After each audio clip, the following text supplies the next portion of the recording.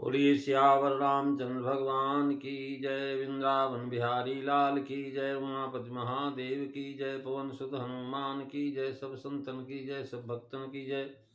सच्चियां जोता वाली माता तेरी सदा ही जय। सनातन धर्म की जय। गोस्वामी तुलसीदास जी महाराज की जय। नमो पार्वती पते हर हर महादेव। जय जय सीताराम। आदरणीय श्रोतागणों, मानस चिंतन चैनल पर आप सभी का स्वागत है। पिछली चर्चा में आप दोहा नंबर 43 की जो है पूर्ण व्याख्या श्रवण कर चुके।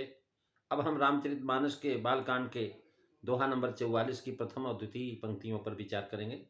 तुलसीदास जी महाराज लिखते हैं कि भरद्वाज मुनि बसहि प्रयागा और तिन्हि राम पद अति अनुरागा।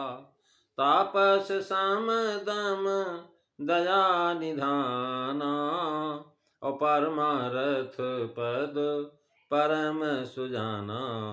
मंगल भवन अमंगल हारी द्रवहु सुदशरथ अजीर बिहारी। श्री राम जय राम जय जय राम। श्री राम जय राम जय जय राम। महाराज भरद्वाज मुनि बसई प्रयागा। भरद्वाज मुनि सब सागरकार लिखते हैं कि अंगिरस गोत्र के उतथ्य ऋषि की स्त्री ममता के गर्भ से उतथ्य के भाई बृहस्पति के वीर से उत्पन्न एक वैदिक ऋषि जो गोत्र प्रवर्तक और मंत्रकार थे, कहते हैं एक बार गर्भ में उतथ्य के भाई बृहस्पति के वीर से उत्पन्न महाराज हुए। उतथ्य की अनुपस्थिति में उनके भाई बृहस्पति ने उनकी स्त्री ममता के साथ संसर्ग किया था, जिससे भारद्वाज का जन्म हुआ। अपना व्यभिचार छिपाने के लिए ममता ने भारद्वाज का त्याग करना चाहा, पर बृहस्पति ने उनको ऐसा करने से मना कर दिया। दोनों में कुछ विवाद हुआ। महाराज उन्होंने तो छिपाने के लिए चाहा, लेकिन उन्होंने मना कर दिया और दोनों में भी कुछ विवाद हुआ, पर अंत में दोनों ही नवजात बालक को छोड़ करके चले गए। उनके चले जाने पर मरुदगण उनको उठा करके ले गए और भारद्वाज का जो है पालन पोषण किया। जब भरत ने पुत्र कामना से मरुतस्तोम यज्ञ किया, तब मरुदगण ने प्रसन्न होकर के भारद्वाज को उनके सुपुर्द कर दिया।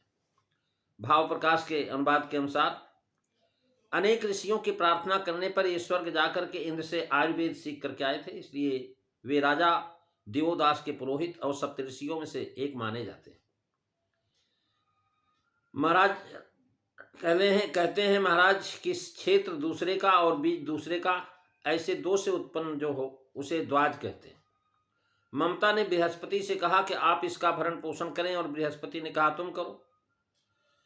मूढ़े मरद्वाज विमम न भरद्वाजम बृहस्पते, इसलिए इनका नाम भरद्वाज नाम हुआ। भारत और भागवत में इनकी कथा विस्तार से है।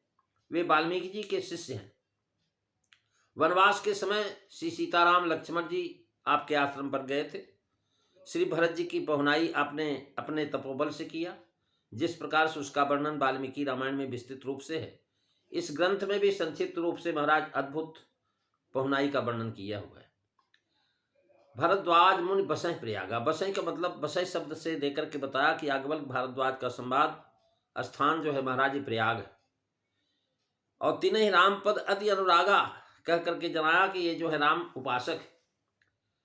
अत यानी परम और निधान दोनों शब्दों को दे करके औरों की इनकी उत्कृष्टता सूचित किया कि परमारथ पद परम सुजाना और तापस समदम दया निधाना। महाराज तापस समदम दया निधाना, तात्पर्य है कि आप तपस्वी हैं, तप से तन को कसते हैं। सम दम दया निधान है, अर्थात भीतर बाहर की इंद्रियों को महाराज कसते रहते हैं, यह भी तप है। तापस समदम दया निधाना का भाव यह है कि अपने तन को तप से ताप देते हैं, दूसरों के लिए दया के निधान है। इन विशेषणों से सूचित किया कि कर्मकांडी है।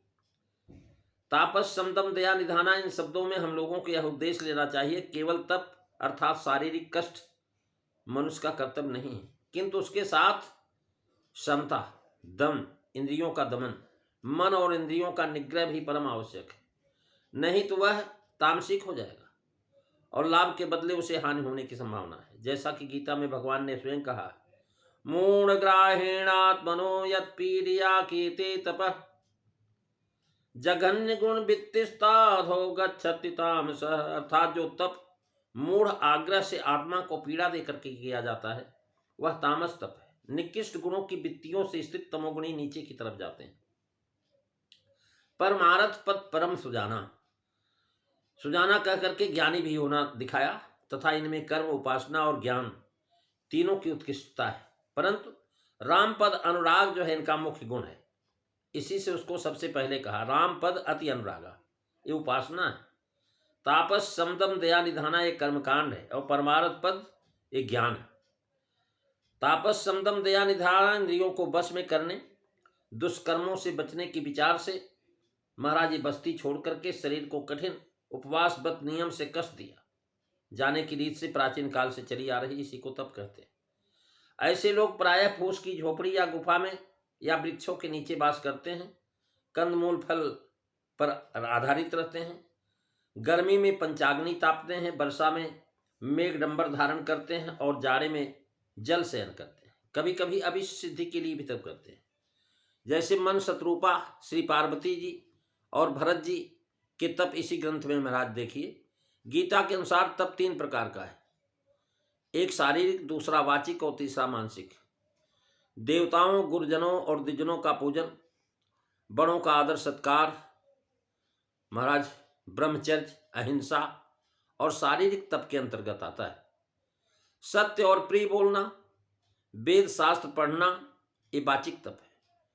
मौन अवलंबन, आत्मविग्रह आदि की गणना मानसिक तप से है।